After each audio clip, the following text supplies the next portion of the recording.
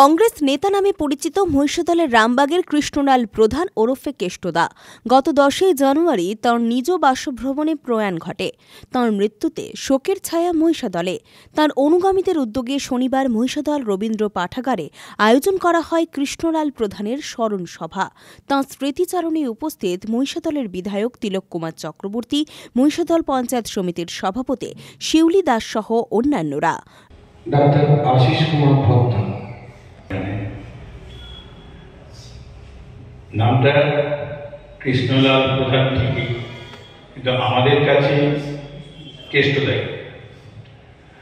তো কেষ্টদার জীবনের শেষ কয়েকটা সেকেন্ড আমি কেষ্টদার পাশেই ছিলাম, কারণ ঘটনাচক্রে আমি তার ভাই, বন্ধু এবং চিকিৎসক বটে। একবার না, অনেকবার কেষ্টদা ছুটে এসে তুই আমাকে যেতে হবে প্রতিটি কোণায়।